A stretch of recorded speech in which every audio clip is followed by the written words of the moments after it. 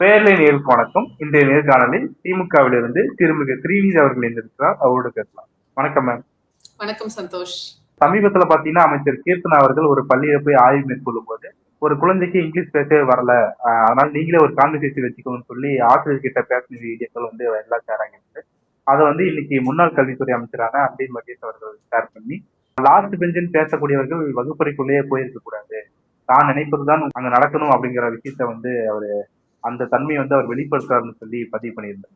இந்த நடவடிக்கை எப்படி பார்க்கணும்? இந்த அமைச்சர் கீர்த்தனா அவர்கள் இருக்காங்கல்ல, அவங்க தொழிற்துறை அமைச்சரா பதவி ஏற்கும் பொழுது அவரை பத்தி நிறைய தனிப்பட்ட விமர்சனங்களை நெட்டிசன்ஸ் வச்சாங்க.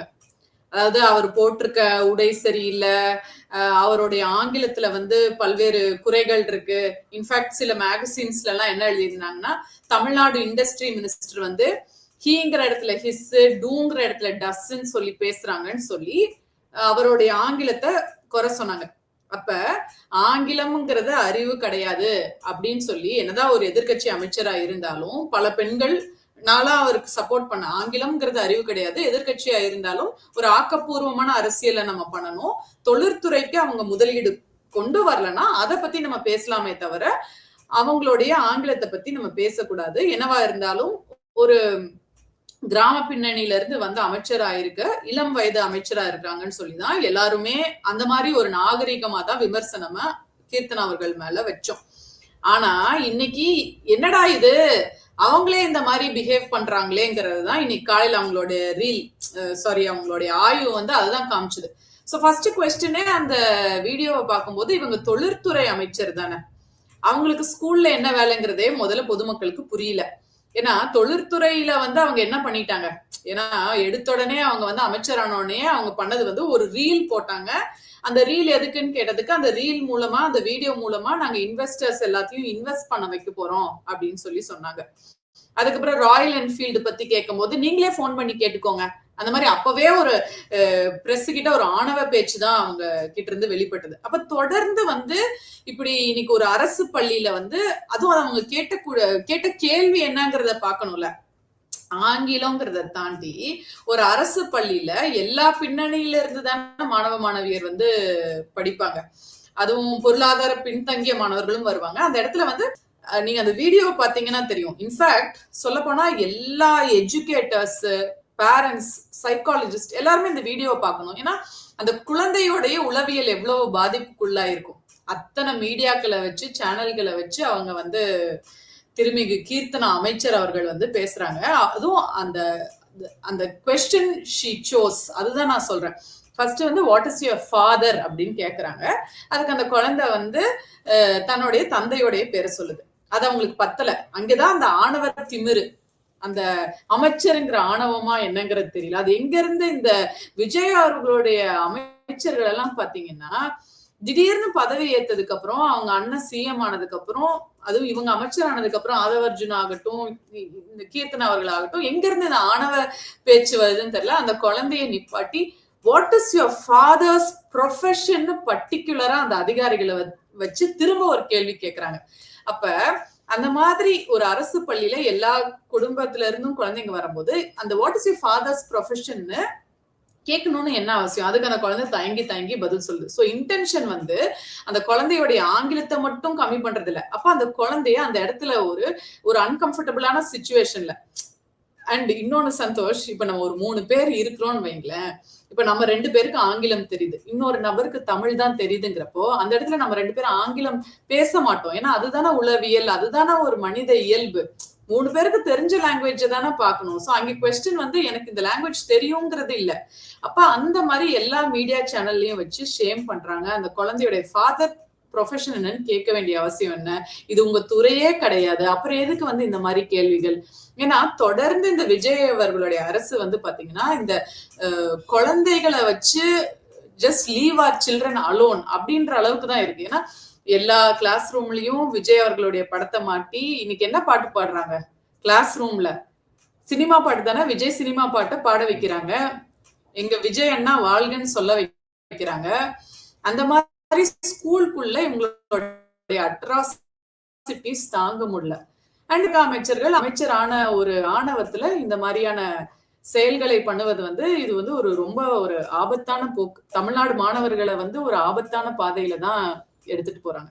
அடுத்து பாத்தீங்கன்னா இன்னைக்கு வந்து செந்தில் பாலாஜி அவர்களும் அவருடைய தம்பி அசோக்குமார் அவர்களும் வந்து காவல் நிலையத்துல ஆஜராகணும். அதாவது குதிரை பேர விஷயத்த பண்ணாங்க. ஒரு எம்எல்ஏ வந்து கம்ப்ளைண்ட் கொடுத்திருக்காரு.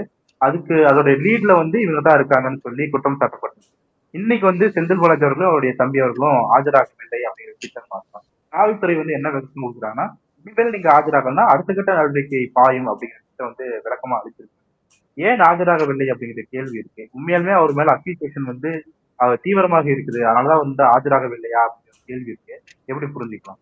அதாவது அந்த கேஸோடைய பேசிக்ஸே என்னன்னு பாத்தீங்கன்னா, அந்த திருநாவுக்கரசுங்கிற ஒருத்தர், அவர் அந்த ஐடிபிஎஸ்ங்கிற ஒரு எலெக்ஷன் ஸ்ட்ராட்டஜி கம்பெனி வச்சுட்டு இருக்காரு. அவர் தான் வந்து அந்த தாவேகா இளையராஜாங்கிற எம்எல்ஏ கூட பேச்சுவார்த்தை நடத்தினதா தகவல். இப்ப இந்த திரு செந்தில் பாலாஜி அவர்கள் மீதான வழக்கு வந்து பாத்தீங்கன்னா, அது ஒரு டோட்டலி ஒரு ஃபேப்ரிகேட்டட் கேஸ் தான். ஏன்னா அந்த இடத்துல முதல்ல நம்ம ஃபர்ஸ்ட் அந்த தாவேகா எம்எல்ஏ இளையராஜா யாருன்றத புரிஞ்சுக்கணும். அந்த இளையராஜாங்கிறவரே வந்து பாத்தீங்கன்னா அந்த தொகுதியில கடைசி நிமிஷம் தான் வேட்பாளர். அவர் அதிமுக இருந்தவர். ஆல்ரெடி அந்த ஊத்தங்கரைங்கிற தொகுதிக்கு வேற ஒரு எம்எல்ஏவை தான் முன்மொழிஞ்சிருந்தாங்க. திடீர்னு இந்த இளையராஜா அவர்களுக்கு வந்து செல்வாக்கு செலவு பண்ண முடியும் அப்படிங்கிற விஷயங்கள்னால திடீர்னு கேண்டிடேட்டா அனௌன்ஸ் பண்ணப்பட்டவர் தான் இளையராஜா. சோ இளையராஜாங்கிறவர் யாரு அதையும் நம்ம புரிஞ்சுக்கணும்ல இந்த இடத்துல. அவர் வந்து ஒரு தூயவரோ தூய்மையானவர்லாம் கிடையாது. அப்ப அந்த இடத்துல அவர் கேண்டிடேட்டா இருக்காரு. அவர் கூட பேசுனது இந்த திருநாவுக்கரசுங்கிறவர் தாவேகாக்கு ஆதரவா செயல்பட்டவர் தான் இந்த எலெக்ஷன் சமயம். அது போக அவர் அண்ணாமலையோடைய ஆதரவாளர். அப்ப இவருக்கும் செந்தில் பாலாஜி அவர்களுக்கும் என்ன சம்பந்தம் இருக்கு? அவர்களுக்கும் அசோக் அவர்களுக்கும் என்ன சம்பந்தம் இருக்கு? அப்ப இந்த 35 கோடி ரூபாய்க்கு வந்து பேரம் பேசினாங்க அப்படின்னு இவங்க சொல்ற குற்றச்சாட்டே வந்து இன்னைக்கு பல்வேறு விஷயங்கள் வந்து அரசியல்ல அவங்க அரசாங்கத்தினால நடத்தப்படுதுல. இப்ப அவங்கனால வந்து ஒரு திறன்பட அரசாங்கத்தை நடத்த முடியல, எந்த துறையா இருந்தாலும். இப்ப நிர்மல் குமாரா இருக்கட்டும், இப்ப நம்ம பேசின கீர்த்தனா ஆகட்டும், அவங்களுக்கு கொடுத்திருக்க அசைன்டு போர்ட்போலியோல எந்த விதமான நிர்வாகத்திறனும் அவங்களுக்கு கிடையாது. அதுவும் குறிப்பா நிர்மல் குமாரை எடுத்துக்கிட்டீங்கன்னா, இந்த மின்துறையில வந்து பாத்தீங்கன்னா வெள்ளை அறிக்கை விட்டாரு. அதுல எப்படியாவது திரு செந்தில் பாலாஜி அவர்களை வந்து குறை சொல்லணும். அப்ப அதுக்கு அவர் கவுண்டரா செந்தில் பாலாஜி அவர்கள் வந்து பிரஸ் சந்திச்சு என்ன சொல்றாரு, 56,000 கோடி கடன் சுமை இருந்தது திராவிட மாடல் அரசு. கடைசியா நாங்க விட்டு போகும்போது 9,330 கோடியா கம்மி பண்ணியிருக்கோம் கடனை. மின்னகம் எவ்வளவு திறன்பட செயல்பட்டது. அதனாலதான் எங்க பீரியட்ல வந்து பவர் கட்ஸ்ங்கிறது பெருமளவு குறைக்கப்பட்டிருக்குன்னு. ஆனா இவங்க வந்து ஆட்சிக்கு வந்ததுக்கு அப்புறம் மின்துறை என்ன பொதுமக்கள் பாக்குறாங்க. ஃபர்ஸ்ட் வந்து ஃபியூஸ் கட்டை திமுக காரன் தூக்கிட்டு போறானுங்க அப்படின்னு பேசிட்டு இருந்தாங்க. அப்ப அந்த மின்சாரத்துறையை அவருக்கு வந்து நிர்மல்குமார் அவருக்கு நிர்வாகம் பண்ண தெரியல. ஊழல் குற்றச்சாட்டு சொன்னாங்க. ஹார்ட் டிஸ்க் காணோம், ஃபியூஸ் கட்டை காணோம்னாங்க. அப்புறம் அதுக்கும் வெள்ளை அறிக்கை கொடுத்தாங்க. எந்த விதத்திலையும் செந்தில் பாலாஜி அவர்களை கார்னர் பண்ண முடியல. திரு விஜய் அவர்களுக்கு வந்து இப்ப என்னன்னா, விஜயபாஸ்கர் அவர்கள் 3 நாளைக்கு முன்னாடி தாவேக்கால வந்து இணைஞ்சிருக்காரு. கரூர்ல இடைத்தேர்தல் வரப்போகுது. அப்ப கரூர் இடைத்தேர்தல் நடக்கும் பொழுது செந்தில் பாலாஜிங்கிறவர் ஒரு திறன்பட பணியாற்றக்கூடிய, தேர்தல் வேலை செய்யக்கூடிய ஒரு அரசியல் ஆளுமை அந்த ஏரியால. அதே போல அங்க அனிதா ராதாகிருஷ்ணன் அவர்களை எடுத்துக்கிட்டீங்கன்னா, அம்பாசமுத்திரத்திலையும் உங்களுக்கு வந்து இடைத்தேர்தல் வரப்போது. அதுக்கு பொறுப்பாளரா வந்து திரு ஸ்டாலின் அவர்கள் வந்து அனிதா ராதாகிருஷ்ணன் அவர்களை நியமிச்சிருக்காங்க. அப்ப அந்த 2 பேருமே நீங்க எடுத்துக்கிட்டீங்கன்னா பல முறை எம்எல்ஏக்களா இருந்திருக்காங்க. அந்த தொகுதியில இருந்து அவ்வளவு மக்கள் செல்வாக்கு வந்து திரு செந்தில் பாலாஜி அவர்களுக்கா இருந்தாலும் அனிதா ராதாகிருஷ்ணன் அவர்களா இருந்தாலும் அந்த தொகுதியில அவங்களுக்கு ஒரு நன்மதிப்பு இருக்கு. அப்ப 2 தொகுதியிலுமே இடைத்தேர்தல் வருது. இவ்வளவு கரூர்ல வந்து ஆதவர்ஜுனா பேசுறாரு, திரு விஜய் அவர்கள் பேசுறாரு. அப்படியும் அந்த கரூருங்கிற தொகுதியை ஜெயிக்கவே முடியல. வெறும் 1800 ஓட்டுல தானே திரு விஜயபாஸ்கர் ஜெயிக்கிறாரு. இப்ப இவர் திரு செந்தில் பாலாஜி அவர்கள் ஒருவேளை கரூர்லயே நின்றிருந்தா அவர் தான் ஜெயிச்சிருப்பாரு. ஏன்னா அந்த அளவுக்கு அவருக்கு வந்து கரூர் மக்களிடம் அவருக்கு வந்து ஆதரவு இருக்கு. தொடர்ந்து அவர் அந்த தொகுதியில ஜெயிச்சுட்டு வந்தவர் தான். அப்ப இந்த கரூரை கைப்பற்ற முடியலையே, என்னதான் 107 சீட்டு நம்ம ஜெயிச்சாலும் கரூரை நம்ம வந்து நம்மளால ஜெயிக்க முடியல. அப்படிங்கிறப்போ இடைத்தேர்தல் வருது. செந்தில் பாலாஜி அவர்கள் வெளியே இருந்தா விஜய் அவர்களுக்கு ஒரு சிக்கலான நிலைமை வருங்கிறதுனால அவர் எப்படி ஸ்கெட்ச் போடலாம் அப்படின்னு பார்த்து இந்த நிர்மல் குமார் இந்த வெள்ளை அறிக்கை ஒர்க் அவுட் ஆகல, வேற எந்த இதுவும் ஒர்க் அவுட் ஆகல. இந்த 35 கோடிங்கிற ஒரு முற்றிலும் அவதூறு வழக்குல அவரையும் அவர் தம்பியையும் லாக் பண்ண ட்ரை பண்றாங்க. இப்ப அதுக்குதான் நம்ம அசோக் குமார் அவர்கள் திரும்பவும் எதிர்த்தரப்புலயும் மனு கொடுக்கப்பட்டிருக்கல. அதனால அது வந்து முற்றிலும் ஒரு பொய்யான விஷயம். இந்த ஜூலை 2வது வாரம் விஜய் அவர்கள் வந்து கரூர் மக்களை போய் பார்க்கணுங்கிறதுனால அப்போ வந்து அவர் ஒரு டைலாக், அவரோட சினிமா டைலாக் சொல்லணும்ல, எப்படி சட்டமன்றத்துல அப்பாவை காணோம் அப்படின்னு சொல்லி பேசினாரோ, கரூர்ல போய் செந்தில் பாலாஜி அவர்களை காணோம்னு பேசணும்ல, அவர் அந்த சினிமா டைலாக பேசணுன்றதுக்காக ஏதாவது ஒரு கேஸ்ல ஃப்ரேம் பண்ணி உள்ள வைக்கணும்னு பார்த்தாரு. ஆனா செந்தில் பாலாஜி அவர்கள் நம்ம முன்னாடியே பார்த்திருக்கோம்ல, நம்ம பாராளுமன்ற தேர்தல்ல இத பாஜகவே அவர் பண்ணிருக்கல. 400 நாட்கள் உள்ள வச்சா கூட பாஜகவுக்கு அடிபணியாமல் தன்னுடைய விசுவாசத்தை தலைவர் அவர்களுக்கும் திராவிட முன்னேற்ற கழகத்துக்கும் கொடுத்து அந்த பாராளுமன்ற தேர்தலையும் நல்லபடியா அந்த எலெக்ஷன் ரிசல்ட் 40க்கு 40 நம்மளுக்கு வந்தது. கொங்கு மண்டலத்துல அவர் பொறுப்பாளரா இருந்தாரு. அண்ணாமலை அவர்கள்னால கூட கோயம்புத்தூர்ல எல்லாம் ஜெயிக்க முடியல. சோ அந்த மாதிரி ஒரு திறன்பட தேர்தல் வேலை பண்றவர் தான் செந்தில் பாலாஜி. அவரை ஃப்ரேம் பண்ணணும் அப்படின்றதுக்காக இந்த பொய் வழக்கை திரு விஜய் அவர்களும் ஆதவ் அர்ஜுனா அவர்களும் இனிஷியேட் பண்ணியிருக்காங்க. ஏவா அவையில முன்னாள் அமைச்சர் அவர் மேல ஒரு அலிகேஷன் வைக்கப்பட்டது. அவர் வந்து ரோடே போடாம அவர் வந்து சில விஷயங்கள்லாம் பண்ணியிருக்காரு, ஊழல் பண்ணியிருக்காருன்னு சொல்லி குற்றச்சாட்டுகள் முன்வைக்கப்பட்டதை பாக்குறோம். இந்த சமயத்துல அவர் வந்து தனக்கு உடம்பு சரியில்லை அப்படின்னு சொல்லி சிங்கப்பூர்ல மருத்துவமனையில அனுமதிக்கப்பட்டிருக்காரு. இது வந்து ஜோடிக்கப்பட்டதாகவே இருக்குது அப்படிங்கிற குற்றச்சாட்டை முன்வைக்கிறாங்க. அது எப்படி நம்ம ஏவா வேலு முன்னாள் அமைச்சருடைய கதை என்னன்னா, அவர் வந்து பாத்தீங்கன்னா அந்த கவர்னர் ஆளுநர் உரையப்பெல்லாம் வந்து ரொம்ப தீர்க்கமா திராவிட முன்னேற்ற கழகத்துடைய எல்லா வெல்ஃபேர் ஸ்கீமையும் சொல்லி சட்டசபையில பேசியிருப்பார். அப்பவே எதிர்த்தரப்புல விஜய் அவர்களுடைய அரசுக்கு ஏவா வேலு அவர்களுடைய அந்த ஸ்பீச் வந்து ஒரு இதுதான். அப்ப அகெயின் அந்த குற்றச்சாட்டு வச்சாங்க இல்லையா, அதுக்கு அவர் இருக்கும் போதே முறைப்படி ஒரு கமிட்டி கான்ஸ்டியூட் பண்ணி அந்த இடத்துல அவர் மேல எந்த சார்ஜஸும் இல்ல. அந்த ஏன் அது ஸ்லோவா நடந்துச்சுங்கிறதுக்கும் அவர் வந்து விளக்கம் கொடுத்திருந்தாரு. அகெயின் ஏவாவேலு அவர்கள் மேலையுமே அவர் முழுக்க இந்த இன்வெஸ்டிகேஷனுக்கு கோஆபரேட் பண்ணிட்டு தானே இருக்காரு. ஏன்னா அவர் மேல எந்த குற்றச்சாட்டும் அந்த இடத்துல இல்ல. அதனால டோட்டலி அவங்க வந்து கோஆபரேட் பண்ணிட்டு தான் இருக்காங்க. நீதிமன்றத்துல அதுக்கான தீர்வு வரட்டும்ன்றதான் நாங்க வெயிட் பண்றோம். சோ திமுக நீதிமன்றத்தை நாடி இருக்குது, தகுந்த தீர்ப்பு அதுக்கு வரும். அந்த கேப்ல இவங்க பேசுறது வந்து தவறு. அதாவது இவங்க எப்படி பேசுறாங்கன்னா இவங்க எப்படி நினைக்கிறாங்கன்னா, போலீஸ் வந்து எங்க அண்ணன் கையில இருக்கு, ஒரு போலீஸ் ராஜ்யம், எனக்கு வந்து எதிரா பேசக்கூடியவங்க, அதுவும் குறிப்பா எதிர்த்தரப்புல நல்ல திறன்பட வேலை செய்தவர்கள் முன்னாள் அமைச்சர்களை இந்த மாதிரி போலீஸை ஏவி விட்டு இந்த புகார்களை எல்லாம் பண்ணா பயந்துருவாங்க அப்படின்ற மனநிலையில அவங்க இருக்கிறாங்க. ஆனா இந்த 3 கேசஸ்லயுமே எதுவுமே ப்ரூவ் ஆகல.